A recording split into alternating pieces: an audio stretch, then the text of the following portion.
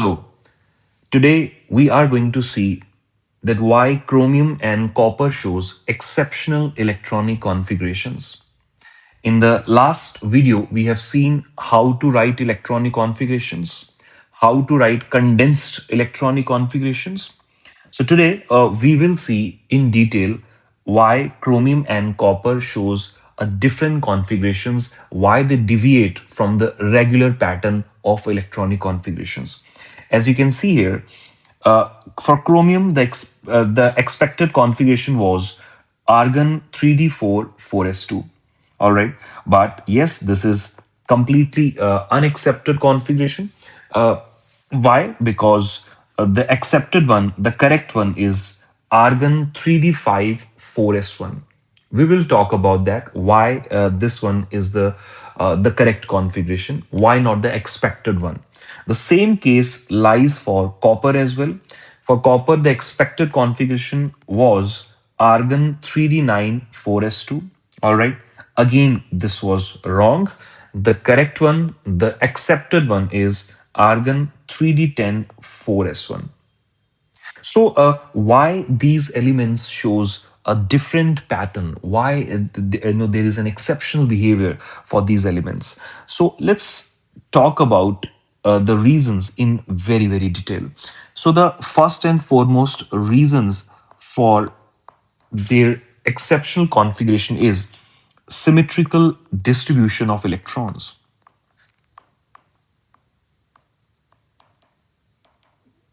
Symmetrical distribution of electrons.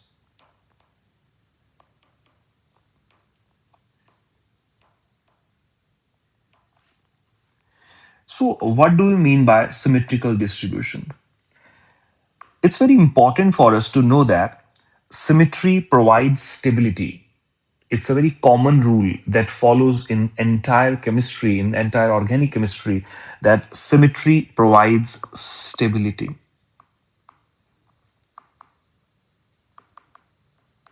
Symmetry provides stability.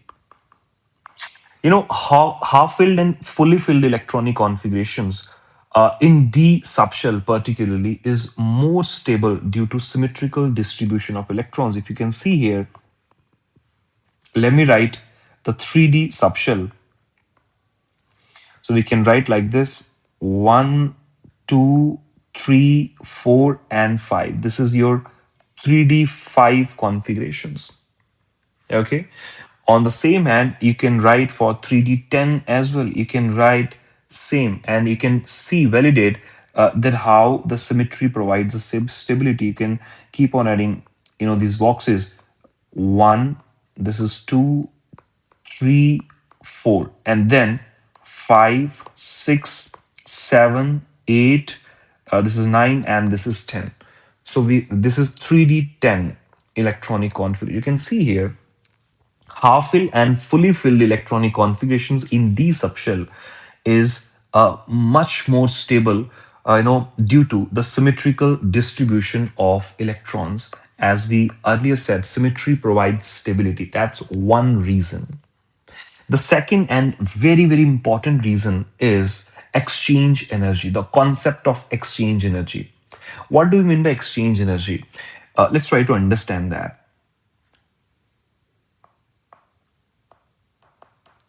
Exchange energy.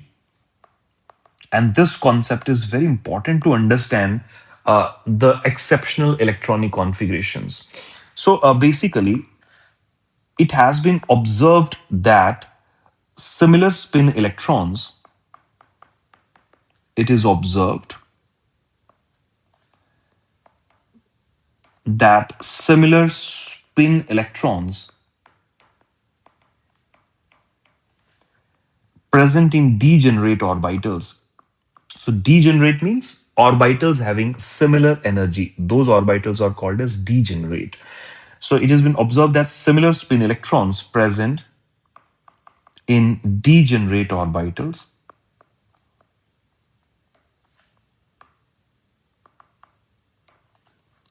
exchange their positions. Exchange their positions and therefore release energy. And you know it very well. Whenever the energy is released from the system, it provides extra stability. So when the electrons actually exchange the energy amongst the degenerate orbitals, degenerate simply means orbitals having similar energies, right? So when they exchange electrons, the energy would be released, and this released energy is simply called as exchange energy. This released energy is called as exchange energy. All right, let me show you the simple rule. And before drawing the exchanges, let me write one more very important rule. That more is the number of exchanges. It's a very golden rule, very very important line. More is the number of exchanges,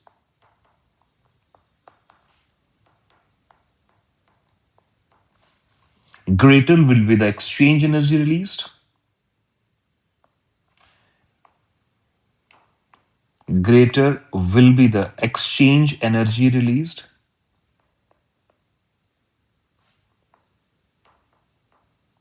And you know it very well. Whenever the energy is released, it provides stability, hence greater stability. That's a very important key line. We should add this in our notes because it simply says that more is the number of exchanges, greater will be the exchange energy released, hence greater stability will be provided to the system. Now let's calculate basically the exchanges, and let me show you how to calculate the number of exchanges in different type of systems. So let's say we have this D5 subshell, 3D5 subshell. 1, 2, 3, 4, and 5. Now you know this. If I fill this electron, this is one electron, this is two, three, 4, and 5. Okay. So let me show you different type of exchanges, how we can represent the exchange. So for this first electron, there are four possibilities. Look at that. This is first possibility. This is second possibility, this is third, and this is fourth. All right, we do not have to repeat the exchange. Okay, for one pair we have to basically see only one type of exchange only, right? We don't need to count it double. All right, so now for the first pair we have four exchanges. We can write it like this. For first electron, this is first electron, this is second, this is three, this is four, and this is five. Okay, so we will not write here, we will write here. So for first electron we have four possible exchanges. Okay, now do the same process for the second electron. So we have one exchange, we have two exchange, we have three exchange. For the second electron we have three exchange possible. Okay, only new exchanges are included. Always remember this. Only new exchange.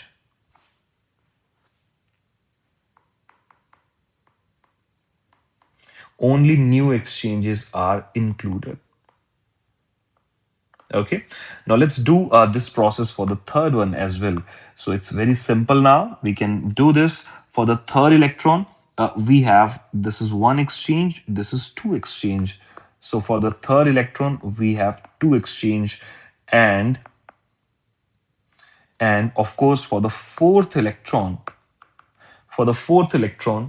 we have only one possible exchange. So we have only one possible exchange. So count total number of exchanges: 4 plus 3, 7, 2, 9, 1, 10.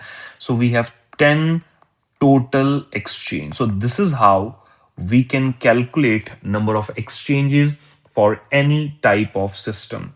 All right, so this is how we can calculate. So more is the number of exchanges, more will be the exchange energy released, hence the greater will be the stability provided to the system. So this is how we can simply calculate the number of exchanges. All right, so in this video we have seen the two different reasons for the extra stability for half-filled and fully filled electronic configurations. Basically, the first one is symmetry. We have seen that symmetry always provides the stability. Wherever there is a symmetric system, it is always much more stable than the less symmetric system, right? That's a very general rule followed in the organic chemistry. All right, and the second one is bit more technical and bit more interesting one. It is the exchange energy concept. It has been observed that if there are electrons, they usually exchange with one another, amongst the degenerate orbitals. And while exchanging, this simply, basically generate the release energy that is called as exchange energy. And as a golden rule, we know this: more is the energy released, more will be the stability provided to the system.